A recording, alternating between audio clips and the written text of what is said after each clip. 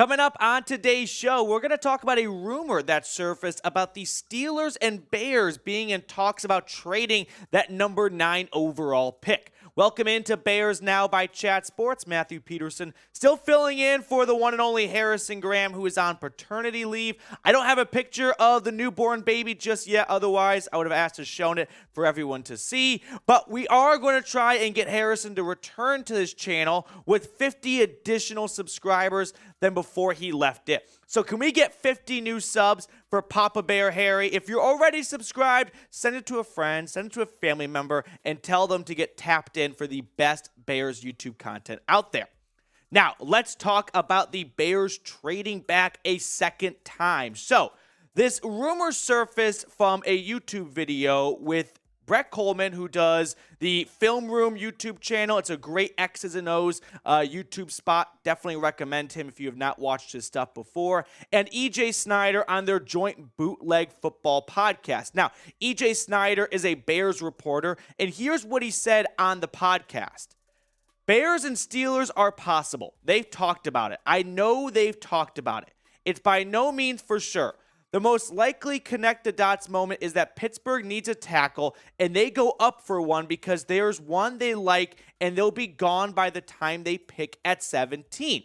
So let's break down the idea of the Bears trading back from number 9 to 17 with Pittsburgh, starting with this. I'm not a fan of this trade pre-draft, right? Meaning like the DJ Moore trade, it's before the NFL draft starts.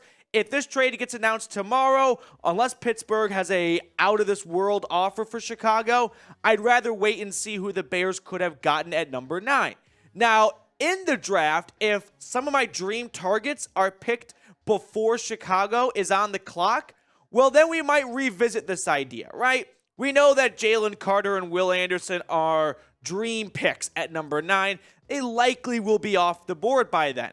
But if Tyree Wilson and Paris Johnson and Christian Gonzalez, 3 other players I have very high up on my big board, are also taken, well, maybe Chicago and Ryan Poles reevaluate their options.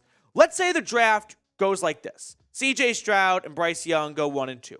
The Cardinals don't trade out and they take Will Anderson.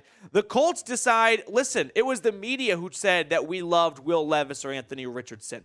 We can't pass on a generational talent like Jalen Carter. So then the Seahawks go Tyree Wilson. And then the Lions, who just traded away Jeff Okudah, don't really get his replacement, but get an upgrade with Christian Gonzalez.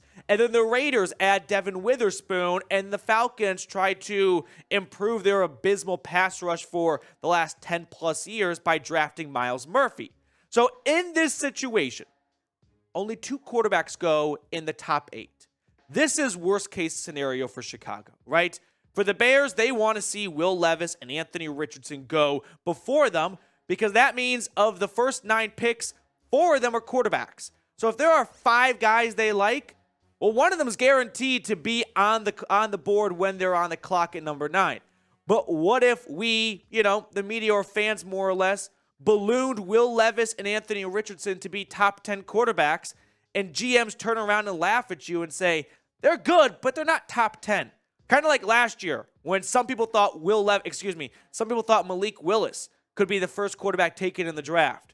Now Malik Willis looks like he could be out of the league in a year or 2. So it just serves as a good reminder that just because Mel Kiper and McShay's mock draft has quarterbacks going early, they know quarterbacks kill, right? Quarterbacks lead, quarterbacks get clicks. Might not be the case.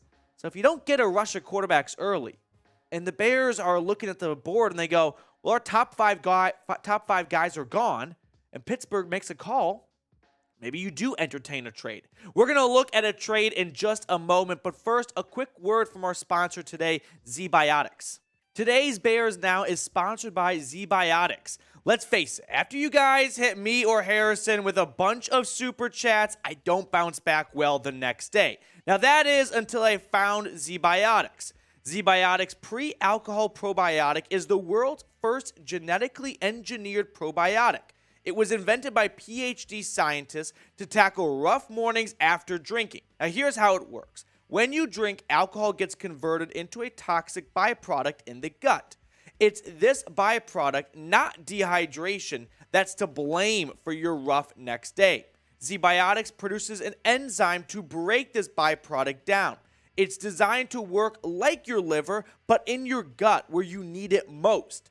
Drink ZBiotics before drinking alcohol, drink responsibly, and get a good night's sleep to feel your best tomorrow. Now, ZBiotics comes in this super easy to use and travel lightweight package here. It's got 6 vials, and you can see that it's not big. So let's say you're going out of town for a bachelor party, you stick that in your check bag, and boom, you're ready to go.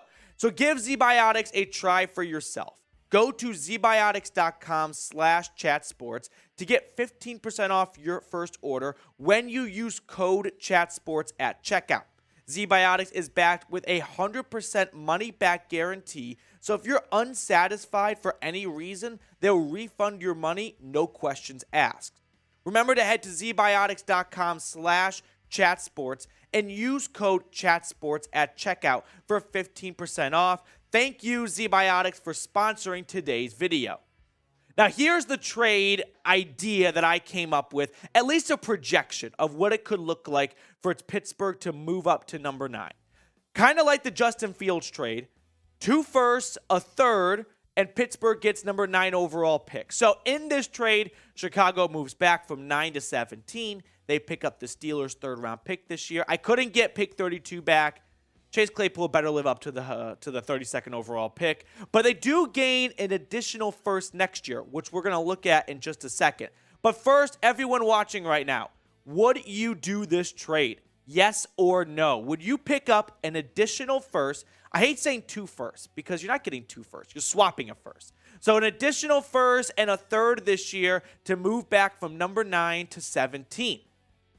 If the guy you like at number 9 is possible to be on the board at number 17, then yes, right? Kind of like Mick Kuiper's awful mock draft yesterday. If the Bears are in love with Darnell Wright, well, you could probably get him at 17. So maybe it's worth the gamble to move back and get some additional draft picks and still land the same player you were going to pick at number 9. Plus, consider, how are the Steelers going to fare in 2023?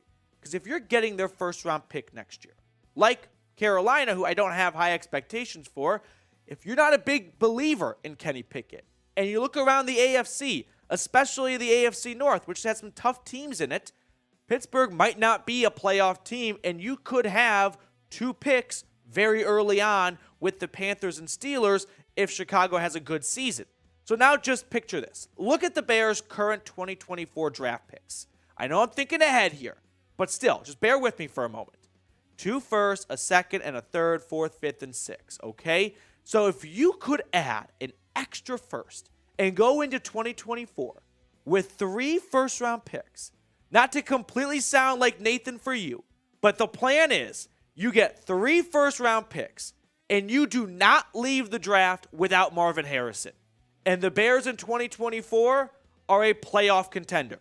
Because I don't think the plan was to be one after just one off season this season. I mean, also, do we know the 2024 draft is in Detroit? That's going to suck. But if you could land Marvin Harrison next year, whether you have to trade up a little bit to get him, or one of your 3 first-round picks slots you in a spot where he will be on the board, and you can get a wide receiver that, if he was in this year's draft class, might be the first wide receiver taken, Justin Fields, DJ Moore, and Marvin Harrison as a young nucleus moving forward, that is an elite quarterback-wide receiver combination. That's the next kind of Brandon Marshall, Alshon Jeffrey duo for years to come, hopefully this time. So moving on to the second phase of breaking down this trade rumor. Okay, you want to trade back? So be it. Who are you going to get at number 17 now? So let's check out some draft prospects for Chicago that would likely be on the board or potentially when the Bears are on the clock at 17 in this trade. You've got Broderick Jones from Georgia. Peter Skoronski, he's a borderline guy. He might be there at 17. He might not be. I think Darnell Wright will be there at 17. Then there's Lukas Van Ness and Nolan Smith. And no one has a consensus on when these 2 players are going to go. Some think they could be top 10 picks. Some think they could be towards the end of the first round. Now let's zero in on these 2 defenders. Lukas Van Ness, who, oddly enough, for being a top 10 potential pick this year, did not start for Iowa, which is kind of a crime in Iowa City, but he was very productive for them. 10.5 tackles for loss, 6.5 sacks. As for Nolan Smith, he's coming off a torn pec, so just 7 tackles for loss and 3 sacks in 8 games for the Georgia Bulldog. Let's first look at Nolan Smith. Now, at the combine, he measured in at 6'2", 238 pounds. He's a little bit undersized, to say the least, to be a true defensive end and a 4-3 front. So I don't think Chicago would draft him and stick him as a 4-3 defensive end. They'd likely use him as an outside linebacker. All around, he is a very good player. He doesn't have a glaring weakness, and he is an awesome player to have on your football team. He just does a little bit of everything at a very high rate. He's not an elite pass rusher. That needs to be fine-tuned a little bit. But I'm not going to say he's a Roquan Smith comp. But he's a Roquan Smith comp in terms of same last name, same school, and all around a great football player. Now, as for Lukas Van Ness, he's 6'5", 272 pounds, and he's from the Chicagoland area. He went to Barrington High School. He offers you versatility. He played defensive end. He played defensive tackle. You play him wherever you want, and he's going to blow up the play on the offensive side. The thing I love the most about him is the Athletics' Dane Brugler, who puts out this monster draft PDF, if you will, called The Beast, wrote this about him, calling him competes like a grizzly bear. If we're talking about drafting someone who's already been called a grizzly bear, he is a perfect fit for the monsters of the Midway. So pick a player for me. Would you rather go Nolan Smith or Lukas Van Ness? Chime in for me down in the comments section below. If I had to pick someone, I'm going to go Lukas Van Ness. He's a better fit for a 4-3 front that Chicago has. I think Nolan Smith would benefit a lot more in a 3-4 defense as that, outside linebacker, kind of like a Leonard Floyd, if you will. So I'm going to go with Lukas Van Ness because this defensive line, it needs some work still. Like Andrew Billings, Jones, they've got some dudes, they got some guys, but they don't have future players that I think are going to be on this roster for a long time. At the front four, Van Ness could be one of those building blocks up front, so I'll go with Lukas Van Ness.